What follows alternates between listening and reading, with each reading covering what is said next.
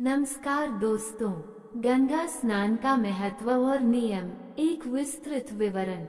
दोस्तों, गंगा नदी को हिंदू धर्म में मोक्षदायिनी और पापनाशिनी माना जाता है। गंगा स्नान को एक पवित्र क्रिया माना जाता है, जिसके द्वारा मनुष्य अपने पापों से मुक्ति पा सकता है और मोक्ष की प्राप्ति कर सकता है। लेकिन गंगा स्नान का पूर्ण फल प्राप्त करने के लिए कुछ नियमों का पालन करना आवश्यक है। दोस्तों, तन और मन की शुद्धि। गंगा स्नान से पहले और बाद में शारीरिक और मानसिक पवित्रता का विशेष ध्यान रखना चाहिए। स्नान से पहले शरीर को अच्छी तरह से साफ कर लेना चाहिए। यदि संभव हो तो मिट्टी या उबटन का प्रयोग करें। मन में किसी भी प्रकार के बुरे विचार नहीं होने चाहिए। क्रोध, लोभ, मोह, मत्सर आदि विकारों से दूर रहना चाहिए। शुभ मुहूर्त का महत्व। शास्त्रों में कुछ विशेष समय बताए गए हैं जब गंगा स्नान करना अधिक फलदायी होता है।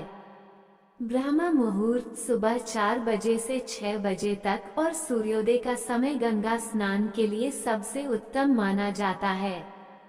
इसके अलावा ग्रहण, पूर्णिमा, अमावस्या, संक्रांति आदि विशेष अवसरों पर भी गंगा स्नान का विशेष महत्व होता है। विधि। दोस्तों, सही तरीके से स्नान। गंगा स्नान की एक विशेष विधि है जिसका पालन करना चाहिए।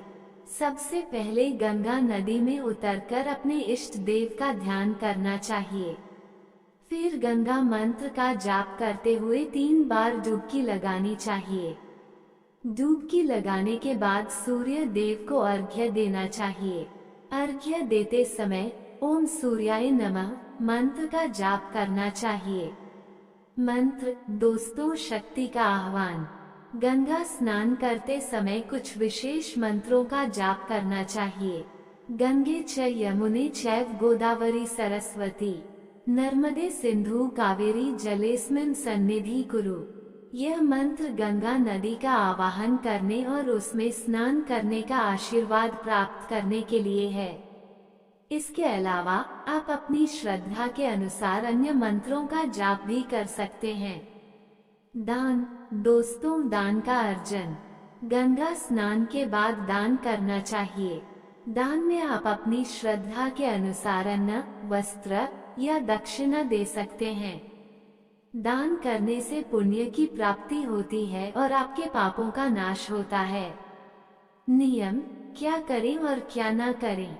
गंगा स्नान के दौरान कुछ नियमों का पालन करना चाहिए।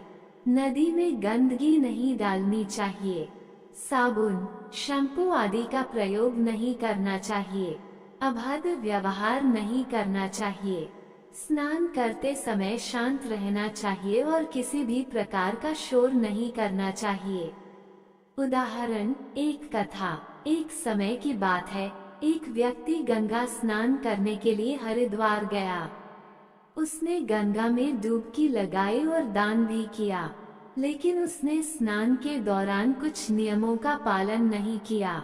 उसने नदी में गंदगी डाली और अभद्र व्यवहार किया, जिसके कारण उसे गंगा स्नान का पूर्ण फल प्राप्त नहीं हुआ। दोस्तों, श्रद्धा और नियमों का पालन। गंगा स्नान एक पवित्र कार्य है। इसका पूर्ण फल प्राप्त करने के लिए श्रद्धा और नियमों का पालन करना आवश्यक है।